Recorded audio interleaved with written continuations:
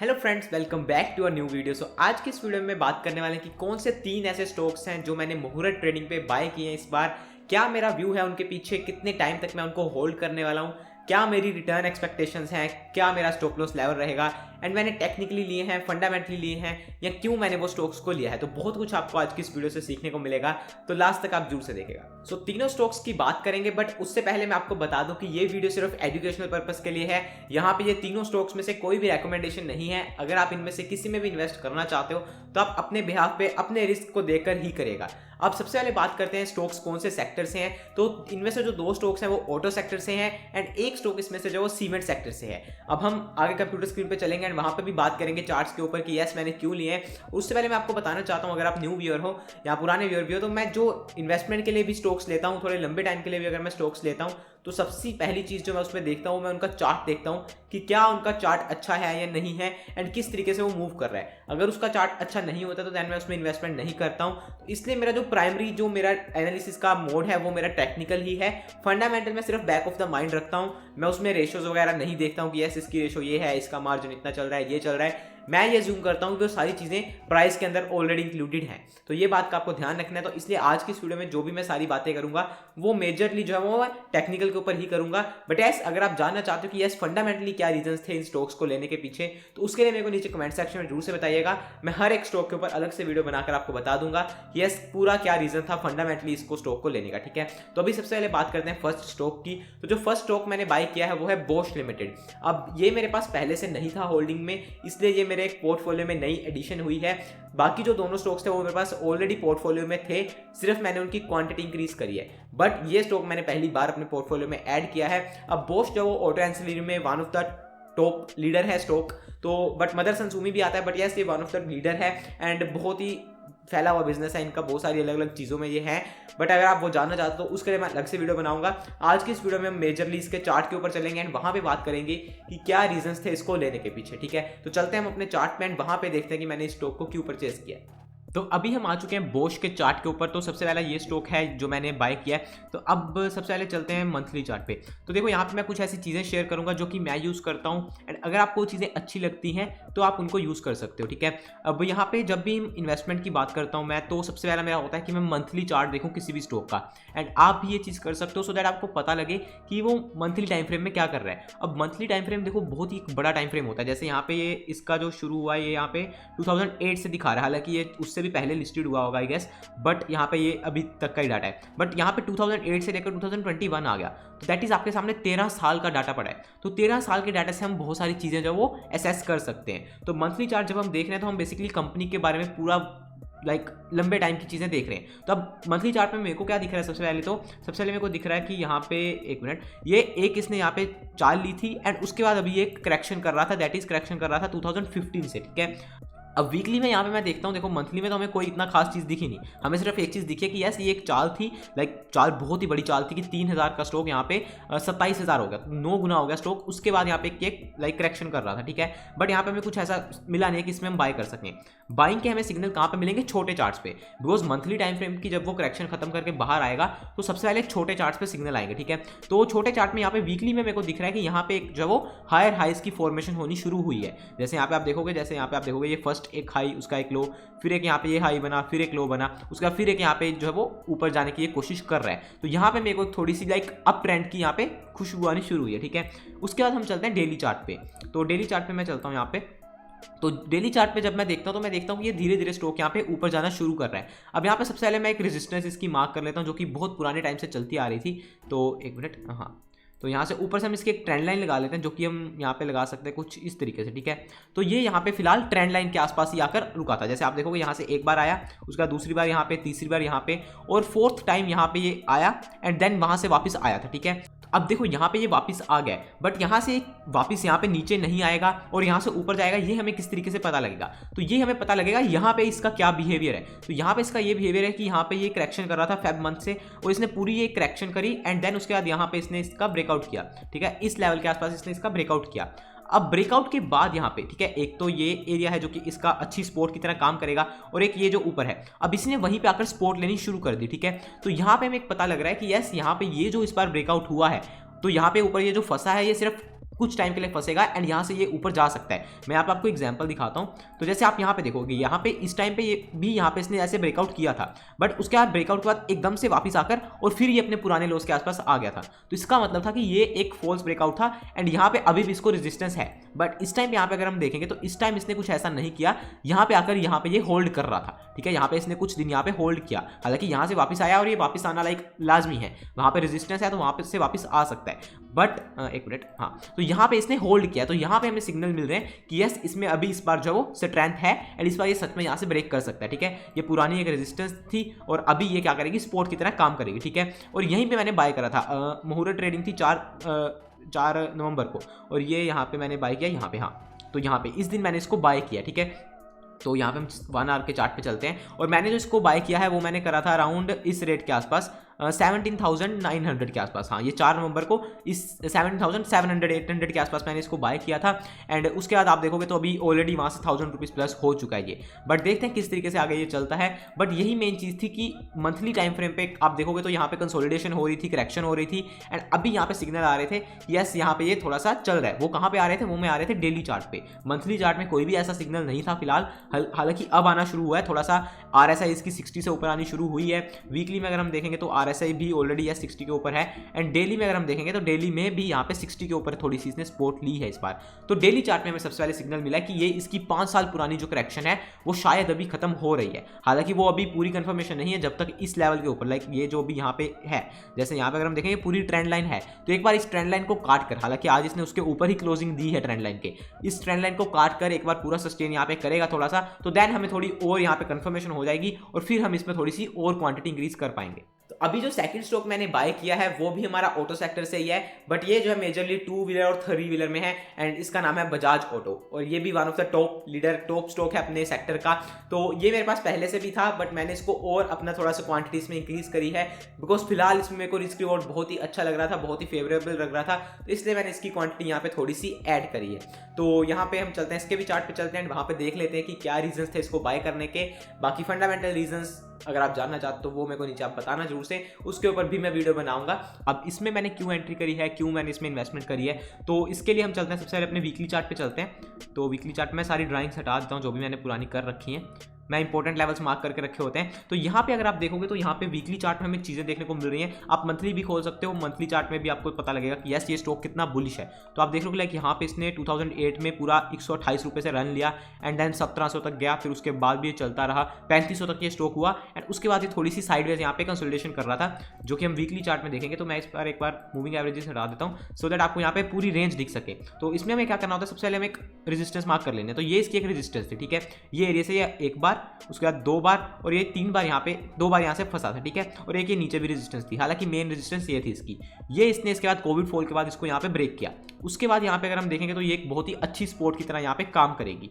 तो यहाँ पे अगर हम देखेंगे तो ये इस लाइन के आसपास तो सपोर्ट नहीं ले रहा था, ये कहीं पे ऊपर ही थोड़ी सी सपोर्ट ले रहा था। हालांकि यहाँ पे ये पुराने हाइज हैं, ये जो कुछ हाइज हैं इसके आसपास ये सपोर्ट ले रहा था, ठीक है। बट यस आने को ये यहाँ तक भी आ सकता था बट नहीं आया, तो अभी हम इसको छोड़ते हैं। बट यहाँ पे हम देखते हैं कि ये जो यहाँ पे होल्ड कर रहा है यहाँ पे क्या था, तो उसको बताने के लिए मैं आपको लगाता हूँ यहाँ पे मैं मूविंग एवरेजेस लगाता हूँ। तो ये आप देख रहे हो यहाँ पे इसकी जो 200 की EMA थी डेली चार्ट की।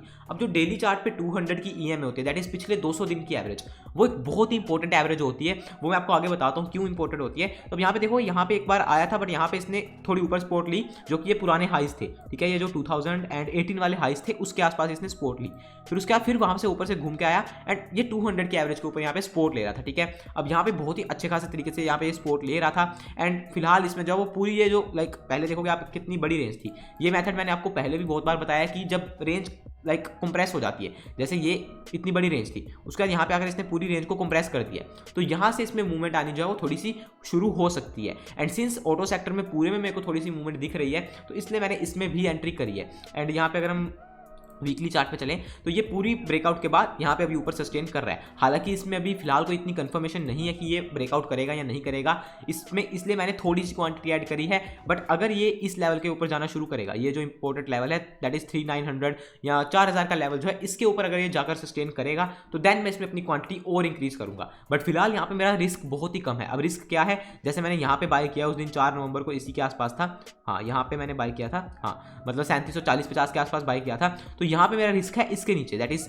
3650 के नीचे अगर आकर ये डेली क्लोज करेगा एक दिन, तो देन यहाँ पे मैं एक बार एग्जिट करूंगा। हालांकि फाइनल स्टॉप लॉस लेवल क्या है, फाइनल स्टॉप लॉस लेवल है इस लाइन के नीचे, दैट इज 3300-3200 के नीचे। अगर वहां पे आकर ये क्लोज करेगा तो इसमें से मैं फाइनली एग्जिट करूंगा। तो ये हो गया। बाकी मैंने आपको बोश का मैंने अपना स्टॉप लॉस वगैरह नहीं बताया। देखो टारगेट मैं किसी भी स्टॉक का आपको नहीं बताऊंगा कि मेरा टारगेट इतना है, यहां तक ये जा सकता है, बिकॉज टारगेट देना मार्केट के हाथ में, हमारा सिर्फ काम है स्टॉप लॉस लेना कि स्टॉप लॉस क्या है हमारा, ठीक है। तो बोश का भी मैं एक बार आपको स्टॉप लॉस बता देता हूं कि मेरा स्टॉप लॉस क्या है। तो फिलहाल के लिए मेरा बोश का जो स्टॉप लॉस है वो आएगा मेरा इस लेवल के नीचे, दैट इज इसके नीचे, ठीक है। हालांकि अगर आप बहुत ही शॉर्ट टर्म का व्यू लेकर चल रहे हो तो हम इसके नीचे भी रख सकते हैं, दैट इज ये जो हमारा स्विंग है। बट मैंने इन्वेस्टमेंट के लिए लिया है तो मेरा ये इंपॉर्टेंट लेवल है जो कि पूरी इसकी पुरानी स्पोर्ट है, ठीक है। तो अगर इस स्पोर्ट के नीचे आकर ट्रेड करना शुरू करेगा, दैट इज ये लेवल है 13,500 का, तो मैंने बाय किया 17,700 के आसपास, तो मेरा 4,000 रुपये का रिस्क है। अब देखने को 4,000 रुपये का रिस्क बहुत ज़्यादा हो सकता है कई लोगों के लिए कि 4,000 का रिस्क हम ले रहे हैं, मतलब 17,000 के स्टॉक के पीछे। बट यहाँ पे अगर मेरा टारगेट समझ लीजिए 20,000 का है, मतलब मैं इसका टारगेट समझ लो अगर सोच रहा हूँ 30,000 35,000 तक ये स्टॉक जा सकता है, देन 4,000 का रिस्क लाइक मैनेजेबल है, ठीक है। तो इसलिए मेरा इसका स्टॉप लॉस आएगा इसके नीचे, एंड बजाज ऑटो का भी मैंने आपको बता दिया है। सो ये दो स्टॉक्स हमारे हो गए ऑटो सेक्टर से, और जो थर्ड स्टॉक मैंने लिया है वो मैंने सीमेंट सेक्टर से लिया है। अब सीमेंट सेक्टर का जो मेरे पास लार्ज कैप है वो मेरे पास ऑलरेडी एक्सपोजर है, लाइक जो टॉप स्टॉक्स हैं कुछ वो मेरे पास ऑलरेडी हैं। बट ये जो मैंने स्टॉक लिया है ये है रैमको सीमेंट्स, एंड ये मिड कैप में से आता है। हालांकि ये भी मेरे पास था बट मेरे पास ज़्यादा एक्सपोजर नहीं था इसमें, तो इसलिए मैंने इसमें अपनी क्वांटिटी ऐड करी है, बिकॉज ये भी मेरे को अच्छा रिस्क रिवॉर्ड पे मिल रहा था। इसमें मेरा रिस्क क्या था, कितना स्टॉप लॉस है उसकी हम बात करेंगे चार्ट पे जब जाएंगे, बट बहुत ही अच्छी जगह पे मेरे को लग रहा था, एंड इसलिए मैंने इसमें एंट्री करी है। एंड देखते हैं किस तरीके से सारी चीज़ें इसमें वर्क करती हैं। बट ये 3 स्टॉक्स हैं जिनमें मैंने जो वो यहाँ पे मुहूर्त ट्रेडिंग पे एंट्री करी है।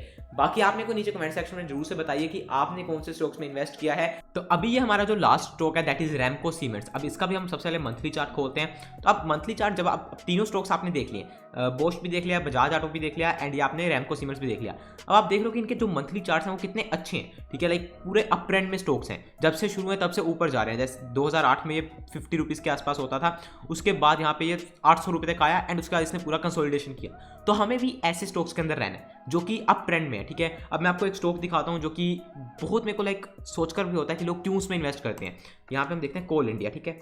अब सिर्फ मैं मंथली चार्ट आपको दिखाऊंगा, उसके अलावा मैं कुछ नहीं दिखाऊंगा इस स्टॉक का, आप खुद समझ जाओगे। अब देखो ये चार्ट, अब सोचो लोग सोचते हैं कि ये स्टॉक शायद यहाँ से यहाँ पे आ जाए, यार हमें क्यों ऐसा स्टॉक लेना है। हालांकि ये हमारा इस वीडियो का टॉपिक नहीं है, बट फिर भी मैं आपको बताना चाहता हूँ कि जब भी आप मंथली चार्ट खोल के देखोगे किसी स्टॉक का तो आपको सारी कहानी समझ आ जाएगी। अब एक स्टॉक मैं आपको और दिखाना चाहता हूँ, दैट इज एशियन पेंट्स, ठीक है। ये आप देख रहे हो मंथली चार्ट, ये है स्टॉक। हमें ऐसे स्टॉक्स में इन्वेस्ट करना है जब भी वो नीचे आते हैं। तो अभी हम चलते हैं अपने स्टॉक पे जिसमें मैंने इन्वेस्ट किया है, दैट इज रैमको सीमेंट्स। तो इसको हम चलते हैं। तो ये मंथली चार्ट आप देख रहे हो। अब कोल इंडिया का आपने देखा कैसा चार्ट था, तो ऐसे स्टॉक्स में कभी भी इन्वेस्ट नहीं करना अपने को, ठीक है। अब मंथली चार्ट हमने देख लिया कि ठीक है यार ये कंसोलिडेशन कर रहा था। मंथली चार्ट में से आपको ज़्यादा चीज़ें नहीं पता लगेगी, वहाँ से आपको ये नहीं पता लगेगा कि यह स्टॉक क्या कर रहा है क्या नहीं, वहाँ पर सिर्फ आपको एक प्राइमरी ट्रेंड का पता लगेगा कि यस ये स्टॉक की नेचर क्या है, ठीक है। उसके बाद चलते हैं वीकली चार्ट में। अब वीकली चार्ट में मेरे को दिख रहा है कि ये स्टॉक यहाँ से एक करेक्शन कर रहा था 2017 से, ठीक है। ये पूरी इसकी एक रेंज थी, तो यहाँ पे हम इसको रेक्टेंगल करके मार्क करते हैं पूरा। ये एक इसकी रेंज टाइप थी यहाँ पे, ठीक है। तो ये कोविड फॉल को हम छोड़ देते हैं, ये इसकी रेंज थी, दैट इज ऊपर की साइड इसकी रेंज थी ये 900 रुपीज़ के आसपास, और नीचे की साइड इसकी रेंज थी 550 रुपये के आसपास। तो 400 पॉइंट के आसपास की ये रेंज थी जिसके अंदर ये पूरा 3 साल तक ट्रेड करता रहा, ठीक है। एंड यहाँ पे एक बार वापस आया, उसके बाद यहाँ पे 2020 में यहाँ पे आया, देन कोविड फॉल में नीचे आया, और फिर ये 2021 में इसी रेजिस्टेंस के आसपास आया, ठीक है। और यहाँ से इसने इसको ब्रेक किया। अब ये ब्रेकआउट हुआ तो इसका मतलब कि यहाँ पे ये स्टॉक में एक नई चाल शुरू हो गई है। तो ये हमारे लिए सबसे पहले इंपॉर्टेंट लेवल होगा ये वाला, ठीक है। तो यहाँ पे मैंने पहले लाइन भी लगा रखी थी, तो आप भी ऐसी लाइंस लगा सकते हो, ठीक है। अब उसके बाद हम चलते हैं वीकली चार्ट से डेली चार्ट में। तो डेली चार्ट में हम चल गए, तो अब डेली चार्ट में मेरे को दिख रहा है कि ये रेंज ब्रेकआउट करने के बाद ये फिर से एक रेंज के अंदर आ गया, ठीक है। अब ये रेंज कब से शुरू हुई है, ये रेंज शुरू हुई है 7 अप्रैल के आसपास से, दैट इज अप्रैल महीने से। तो अभी हम आ गए नवंबर में आ गए, तो ये पूरी जो है आप समझ लो 7 से 8 महीने की रेंज है। अब ये उसके आसपास है, ब्रेकआउट के आसपास है, ठीक है। एक बार यहाँ से वापस आया, दूसरी बार वापस आया, तीसरी बार वापस आया, और फोर्थ टाइम ये फिर से ऊपर आ गया। अब इसमें क्या मतलब है, इसमें ये मतलब है कि देखो अगर तो सेलर्स, अब जब भी देखो सेलिंग आनी होती है ना किसी स्टॉक में, तो स्टॉक ज़्यादा वेट नहीं करता है। मतलब एक बार जैसे यहाँ पे हम चलते हैं एक मिनट, तो मतलब एक बार ऐसे वापस आया, 2 बार वापस आया, 3 बार वापस आया। अब अगर स्टॉक यहाँ से सच में गिरना चाहता है तो वो यहाँ पे ज़्यादा वेट नहीं करेगा, सेलर्स इसको गिरा देंगे। बट अगर स्टॉक नहीं गिर रहा है, ठीक है, इसका मतलब वो यहाँ पे कंसोलिडेशन कर रहा है, यहाँ से ब्रेकआउट आ सकता है। तो यहाँ पे हम एक लाइन मार्क करेंगे, तो इसी लाइन को हम खींच लेते हैं। तो ये लाइन है नीचे, ठीक है। ये इसकी एक बहुत अच्छी खासी सपोर्ट थी जहाँ पे इसने 3-4 बार सपोर्ट ली, 1 बार, 2 बार, 3 बार, 4 बार, एंड फाइनली ये फिर से इस हाइस के आसपास आ गए और यहाँ पे इसमें थोड़ी सी चाल दिखने की शुरुआत हो रही थी, ठीक है। तो इसलिए मैंने इसमें एंट्री करी है, दैट इज ये जो इसकी एक रेजिस्टेंस थी थोड़ी बहुत, ये यहाँ पे इसने ब्रेक करी है इस दिन, ठीक है। दैट इज 2 नवंबर के आसपास, 1 नवंबर के आसपास, और ये 4 नवंबर के आसपास मैंने इसमें एंट्री करी है। अब ये मेरी एंट्री फर्स्ट एंट्री नहीं है, मेरे पास ऑलरेडी ये स्टॉक पड़ा हुआ था पहले से भी, तो इसलिए मैंने इसमें फिर से री एंट्री करी है। तो मेरी नीचे की बाइंग भी है और ये मैंने फिर से एंट्री इसमें करी है। तो ये हमारा सारा एनालिसिस है, सिंपल एनालिसिस है। Support resistance, that is resistance थी, ब्रेक हुई, उसके बाद सपोर्ट का काम कर रही है, ये लेवल सपोर्ट का काम कर रहा है। अब यहाँ पे भी क्या आ रहा है, तो यहाँ पे आपको दिखाता हूँ। हम लगाते हैं अपनी मूविंग एवरेज, तो ये आप देख रहे हो 200 की मूविंग एवरेज आ रही है। तो ये आप देख रहे हो यहाँ पे 2 बार इसने 3 बार यहाँ पे मूविंग एवरेज पे सपोर्ट लिया 200 की। तो एक में आपको यहाँ पे, ये तो हमारा देखो चार्ट का एनालिसिस हमने सारा कर लिया है। अब यहाँ पे भी मैंने सारी एंट्री नहीं करी है। देखो मैं कभी भी ऐसा नहीं करता हूँ कि 100% क्वांटिटी एक ही जगह पे ले लो, बिकॉज कहीं पे भी स्टॉक घूम सकता है, कहीं पे भी स्टॉप लॉस हिट हो सकता है हमारा। अब इसमें मेरा स्टॉप लॉस क्या है, इसके नीचे ये जो लेवल है, ये लाइक आप समझ लो 928 रुपये का, तो 920 रुपये के नीचे मेरा स्टॉप लॉस है। अगर वहाँ पे आकर क्लोज करता है डेली बेसिस पे, ठीक है, अगर डेली कैंडल वहाँ पे क्लोज करेगी तो देन मैं उसमें से एक बार के लिए अपना एग्जिट करूंगा, फिर बाद में देखेंगे जब ऊपर आएगा। बट फिलहाल के लिए मेरा स्टॉप लॉस इतना है, ठीक है। अब यहाँ पे एक चीज मैं आपको बताना चाहता हूँ, दैट इज 200 की एवरेज के रिलेटेड, ठीक है। अब देखो, अगर आप बिल्कुल एक पैसिव इन्वेस्टर बनना चाहते हो जो कि ज्यादा दिमाग नहीं लगाना चाहता है, तो आप सिंपल ये 200 की एवरेज को फॉलो कर सकते हो डेली टाइम फ्रेम पे।